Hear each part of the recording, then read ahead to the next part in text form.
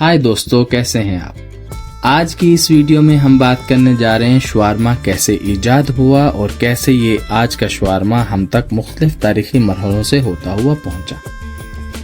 दोस्तों, आपने शवारमा तो खाया होगा, मगर क्या आप जानते हैं कि इस मज़ेदार डिश के पीछे एक ऐसा राज छुपा है जिसे जानकर आप हैरान रह जाएंगे। ये सिर्फ एक आम खाना नहीं, बल्कि इसकी कहानी में धोखा, साजिश और एक ऐसा इत्तेफाक है जिसने तारीख बदल दी। ये कहानी कई सौ साल पहले की है, जब खिलाफत उस्मानिया अपने उरूज पर थी। तुर्की के शहर बोरसा में एक नौजवान बावर्ची के जिसका नाम यूसुफ था, शाही महल में काम करता था। उसकी महारत के चर्चे पूरे शहर में थे, मगर वो हमेशा कुछ नया तख्लीक करने का ख्वाब देखता था, कोई ऐसा खाना जो हमेशा याद रखा जाए। एक दिन यूसुफ को शाही कुतुब खाने में एक पुराना और बुसीदा सा नुस्खा मिला। उसमें एक ऐसे खाने की तरकीब दर्ज थी जो सदियों पहले खो चुका था, मगर इस तरकीब में एक मसला था, आखिरी सफ़ा गायब था। यूसुफ ने फैसला किया कि वो इस खाने को हर सूरत मुकम्मल करेगा। दिन रात वो तजर्बे करता रहा, गोश्त को पतली तहों में काट कर मखसूस मिसालों में लपेट कर उसे आग के सामने पकाने लगा, मगर वो आखिरी जुज़ जो खाने को मुकम्मल बनाता था वो उसे नहीं मिल रहा था। इसी दौरान महल में एक और बावर्ची के जिसका नाम मुराद था, वो यूसुफ की मकबूलियत से जलने लगा और हासिद हो गया। एक रात उसने चुपके से यूसुफ की नोटबुक चुरा ली और बादशाह के सामने जा पहुंचा।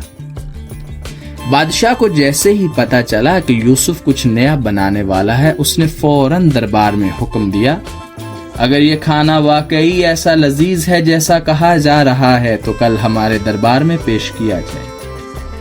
यूसुफ के पास सिर्फ एक रात थी। उसने एक आखिरी बार अपनी तरकीब को आजमाया और फिर कुछ ऐसा हुआ जिसने सबको हैरान कर दिया। जब यूसुफ ने गोश्त को आग के करीब घुमाया तो उसने महसूस किया कि धुआं और गर्मी ने गोश्त को ना सिर्फ नरम कर दिया, बल्कि इसमें एक जादुई खुशबू भी भर दी थी।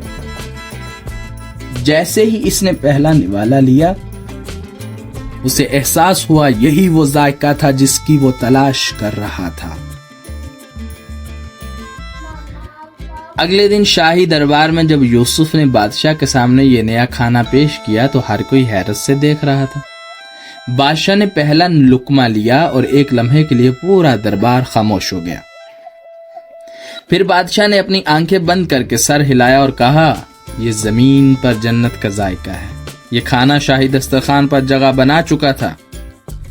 उसे डोनर कहा गया और बाद में यही तरकीब अरब दुनिया में पहुंची, जहां इसे शवारमा का नाम दिया गया। आजकल तुर्की दयाना कबाब, डयाना भी बोला जाता है, ये उसी डोनर से माखज है। लेकिन दोस्तों, कहानी यहाँ खत्म नहीं होती। कहा जाता है कि यूसुफ ने अपनी असल तरकीब कभी किसी को नहीं बताई। आज जो हम शवारमा खाते हैं वो इसी तरकीब की एक छोटी सी झलक है, मगर असल जायका वो शायद हमेशा के लिए तारीख में दफन हो चुका है। तो दोस्तों, अगर आपको ये कहानी पसंद आई तो आप लाइक, शेयर और सब्सक्राइब करना ना भूलें, और अगली बार जब आप शवारमा खाएं तो सोचें शायद आप वही खा रहे हैं जो कभी एक शाही बादशाह ने, एक शाही राज था और एक बादशाह ने खाया था। अगली वीडियो तक के लिए गुड बाय।